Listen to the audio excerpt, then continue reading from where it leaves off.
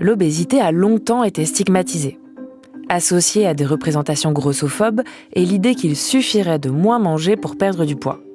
En réalité, l'obésité est une pathologie complexe, qu'il est urgent de mieux comprendre et soigner. Il n'y a pas de réponse simple, mais des stratégies multiples, dans lesquelles l'activité physique et la nutrition jouent un rôle essentiel, surtout pour les enfants. Bouger, c'est bon pour la santé. Épisode 2. Bouger pour agir contre le surpoids. Je m'appelle Martine Laville, je suis actuellement professeure émérite à l'université Lyon 1. Martine Laville est spécialiste de l'obésité et de la nutrition en diabétologie. Je m'appelle Carole Stoller, je suis assistante médicale, je gère le centre médico-sportif de la ville du Blanc-Ménil. Je m'occupe donc du programme Mission Retrouve ton Cap. Mission Retrouve ton Cap, c'est un programme de l'assurance maladie qui accompagne des enfants en situation de surpoids. Jade y est suivie depuis plusieurs mois. Je m'appelle Jade, j'ai 11 ans et j'aime pas trop le sport. Le sport, c'est plus le truc de mon frère que moi. Martine Laville non plus n'aimait pas le sport quand elle était petite. Je suis pas vraiment sûre que j'aimais le sport à l'école et j'ai particulièrement un très mauvais souvenir du grimper à la corde. Mais ça a changé depuis. Oui, je fais du sport maintenant. Oui, avec plaisir d'ailleurs. Alors je fais du vélo par contre, du vélo de route, plutôt que du vélo en ville parce que c'est parfois un peu dangereux. Ça changera peut-être pour Jade. En tout cas, pour l'instant, elle va au stade une fois par semaine pour faire des ateliers autour de l'alimentation. Pour savoir ce qu'il faut mettre dans le plat, ce qui est bon ou mauvais, ce qu'il ne faut pas trop prendre en excès ou pas. J'étais surtout là pour cuisiner les légumes de saison. Oui, aussi. Alors pourquoi c'est important ? Aucune idée. Aucune idée. Réfléchis un petit peu. Je sais pas. Pourquoi on cuisine les légumes de saison ? Alors, de quoi parle-t-on quand on parle d'obésité ? De façon classique, on mesure l'obésité grâce à l'IMC ou indice de masse corporelle. Quand l'IMC d'une personne est compris entre 25 et 30, on dit que cette personne est en surpoids. Quand son IMC dépasse 30, cette personne est en situation d'obésité. Pour autant, cette mesure, si claire soit-elle, ne suffit pas à définir l'obésité, nous explique Martine Laville. En fait, actuellement, on cherche beaucoup à redéfinir l'obésité. Il y a des gens qui vont avoir une masse musculaire très importante et qui, pour finir, n'ont pas d'excès de risque parce qu'en fait, ils n'ont pas d'excès de graisse. Et en fait, l'obésité, c'est lié à une quantité excessive de masse grasse. Donc déjà, le poids est certes un reflet de la masse grasse, mais pas uniquement. L'obésité présente des risques importants pour la santé. Le surpoids peut fatiguer le corps, entraîner des complications pour les muscles ou des difficultés à respirer. L'excès de masse grasse, lui, peut provoquer des problèmes métaboliques ou encore des modifications inflammatoires. On considère que l'obésité fait le lit de 19 maladies actuellement. Donc il y a le diabète, il y a les maladies cardiovasculaires, l'infarctus, l'accident vasculaire cérébral, donc qui sont des choses graves, l'hypertension artérielle qui s'associe avec ça. Mais il y a également des risques auxquels on pense moins, qui sont notamment des risques de cancer. Les risques de cancer sont augmentés, notamment les cancers dits hormonodépendants, le cancer du sein, le cancer aussi des cancers digestifs. L'obésité est donc aujourd'hui une question de santé publique majeure. Selon l'Organisation mondiale de la santé, depuis 1975, le nombre de cas d'obésité a presque triplé à l'échelle de la planète. En France, la prévalence de l'obésité a doublé entre 1997 et aujourd'hui. On est passé de 8,5% de la population à 17%, c'est-à-dire 1/6 de la population. L'augmentation de l'obésité n'est pas typiquement française, elle est mondiale, et on n'est heureusement pas les plus atteints, mais comme on sait, la tendance est là et elle continue, ce qui est grave. Depuis les années 80, les recherches ont montré qu'il existe des composantes génétiques ou hormonales dans l'obésité. Elles ont notamment mis en lumière le rôle de la leptine, une hormone produite par le tissu adipeux qui signale au cerveau qu'on est rassasié. Mais ces facteurs, génétiques ou hormonaux, vont plus ou moins s'exprimer selon l'environnement dans lequel vivent les personnes. Alors, sur les gens prédisposés à développer l'obésité, soit ils sont dans un environnement où, pour finir, il est facile d'avoir une alimentation saine, il est facile de faire de l'activité physique et l'obésité ne se développera pas. Soit ils sont cette susceptibilité et ils sont dans un environnement défavorable et c'est là que l'obésité se développe. Alors pourquoi il y a une augmentation d'incidence? Parce que les gènes, eux, ils n'ont pas vraiment changé. C'est que l'environnement a changé et donc les personnes susceptibles deviennent plus nombreuses à développer la maladie. Ces milieux qui favorisent l'obésité sont appelés des environnements obésogènes. Un mot pas très gracieux, mais explicite. Nos modes de vie actuels favorisent l'obésité. Nous sommes de plus en plus sédentaires et nous avons pris de nouvelles habitudes alimentaires. Nous passons moins de temps à cuisiner et nous consommons de plus en plus de nourriture industrielle. C'est un peu contre-intuitif, mais pour finir, c'est les gens qui ont le moins de revenus, les plus pauvres, les plus déshérités, qui vont avoir l'alimentation la plus riche, mais riche, pas dans le bon sens du terme, riche en calories, mais mauvaise en qualité. Ça va être des choses grasses, salées, parfois sucrées, donc appétissantes, mais qui sous un petit volume, sans beaucoup de vitamines, sans beaucoup de qualité nutritionnelle positive, vont apporter beaucoup de calories. Ça, c'est pour l'aspect nutrition. L'aspect activité physique.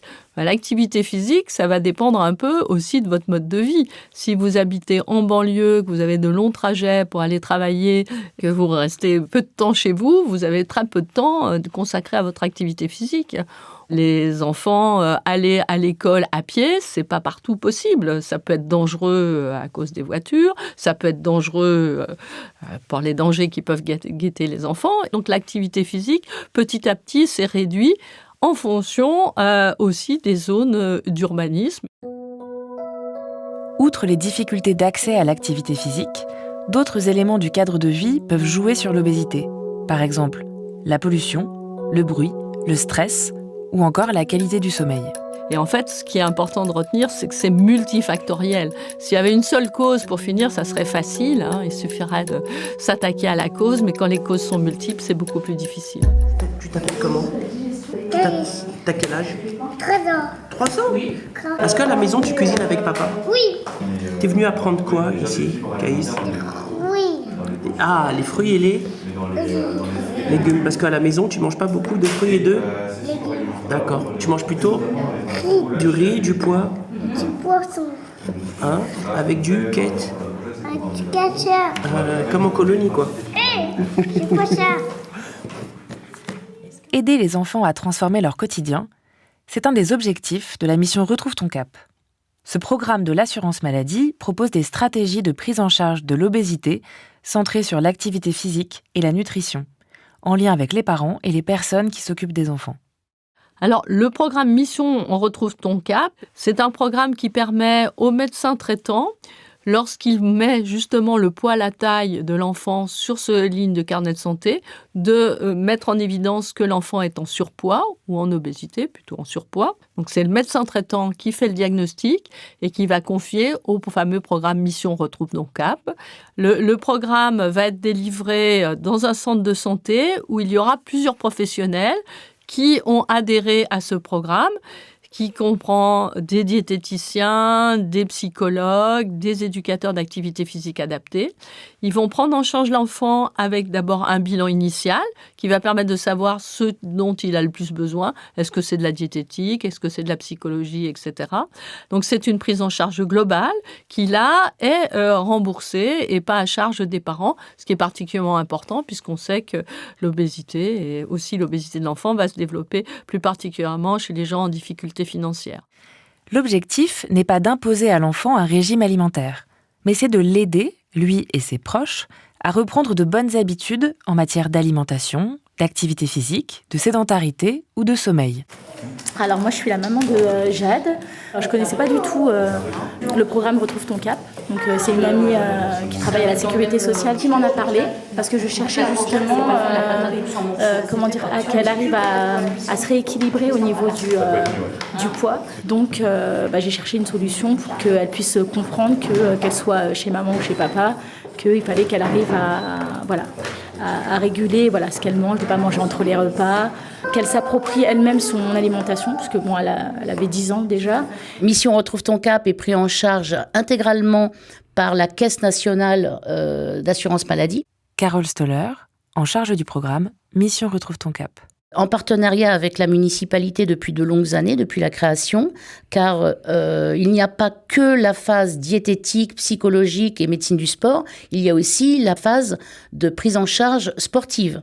Parce que faire du sport, on l'a intégré depuis le début au programme Mission Retrouve ton cap. On leur apprend à bouger tout le temps, c'est-à-dire bien se nourrir et mieux bouger. Si Jade a bien accroché avec la cuisine, pour le sport, c'est plus compliqué. Comme beaucoup de jeunes filles, elle n'aime pas beaucoup ça. À l'école, je faisais du sport. J'ai essayé aussi la danse vers le CM1. J'ai pas du tout aimé. En fait, la danse, il y avait en fait, on était dans des tenues. Et ces tenues-là, ça me collait trop à la peau, j'aimais pas.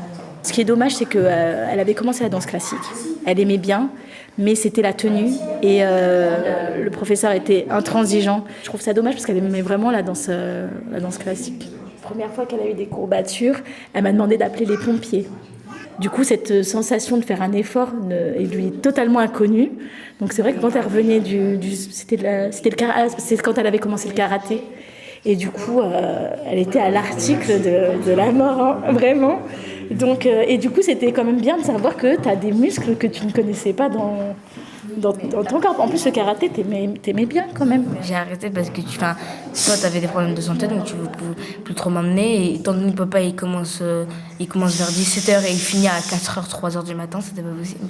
La piscine est obligatoire avec l'école. Du coup, la piscine, je suis obligée d'y aller avec l'école. Ce qui me vient en priorité, c'est les matières à l'école. Et dans ce que j'aime faire, je pense que le piano est plus important pour moi que le sport. Ce n'est pas forcément grave, car ce qui importe surtout, rappelle Martine Laville, c'est l'activité physique. L'activité physique a beaucoup d'effets, effectivement des effets sur la composition corporelle. Parce que ce qui dépense de l'énergie, c'est le muscle. Et donc, ce qui va être important, c'est le rapport entre la masse grasse et la masse maigre.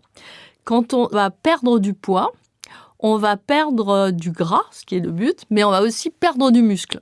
Et en fait, comme c'était le muscle qui dépense principalement de l'énergie, bien notre dépense d'énergie de base, elle va se casser la figure. Donc, si on veut, quand on perd du poids, continuer à perdre du poids ou maintenir cette perte de poids, il est très important de maintenir la masse musculaire. Et l'activité physique va permettre de maintenir la masse musculaire. À l'adolescence, elle est montée en flèche, mais sans prendre de poids pratiquement. Donc naturellement, son IMC s'est rétabli, puisque quelqu'un qui fait 40 kilos, qui fait 1m30, c'est trop. Mais 40 kilos avec 1m56, c'est même pas assez. Donc en un an de temps, c'est incroyable. Parce que dans 6 mois, on sait très bien que Jade quittera Mission Retrouve ton cap. Ou pas, si elle veut continuer un petit peu. Hein. Mais sinon, elle a rejoint la courbe très facilement, elle. Redisons-le encore, lorsqu'un enfant ou un adolescent n'a pas fini sa croissance, l'idée n'est pas qu'il perde du poids, mais qu'il continue à grandir en gardant le même poids pendant un certain temps. Ainsi, il ne maigrit pas, mais il s'affine. Oui, moi je me sens bien dans mon corps, ça va. Non, ça n'a pas changé. Ma gouvernance, ça n'a pas changé. Ah oui, par rapport à avant, par contre, ça a changé, oui.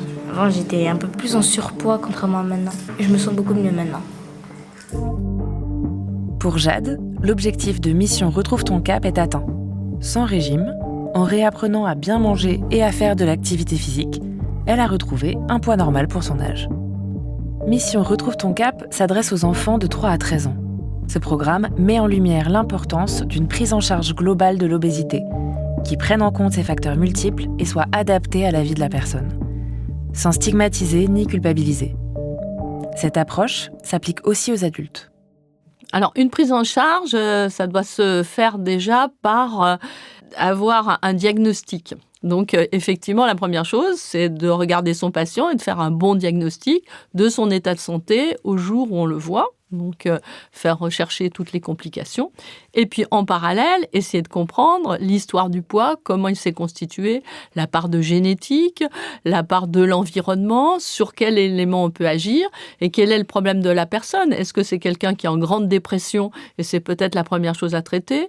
Est-ce que c'est quelqu'un qui ne connaît rien à la nutrition et là, on peut aider?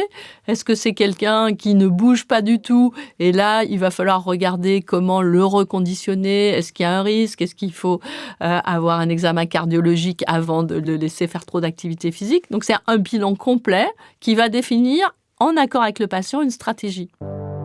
Martine Laville et les experts du domaine recommandent des actions transversales pour limiter les environnements obésogènes et développer les approches préventives. Et l'activité physique en est une composante essentielle. On ne peut pas penser combattre l'obésité avec une seule action. Les sodas, ok, on peut taper sur les sodas, mais ça ne suffira pas. Il faut aller de façon globale. Mais la bonne chose, c'est que c'est pour une vie meilleure pour tout le monde. Je veux dire, c'est pas uniquement pour lutter contre l'obésité. Lutter contre l'obésité, c'est lutter contre les maladies associées, mais c'est aussi à donner un cadre de vie favorable à tout le monde et un épanouissement. On parle beaucoup de stress et de santé mentale aujourd'hui. Tout ce qui est favorable à un environnement non obésogène va être extrêmement favorable pour la santé mentale de tous. Et tout le monde y gagne. Caïs, tu fais du sport, toi? Mais si, on fait du Judo, moi. Oui, tu fais du judo. Qu'est-ce que tu mets quand tu vas faire du judo? Tu mets un ki? Sinon, Ouais, voilà. après, on dépose les chaussures du côté de ta famille. Et après, on fait le ça. Salut. Très bien. Et après, on fait les exercices. Dans le prochain épisode, on s'intéressera à la pratique physique pour les personnes vivant avec un handicap.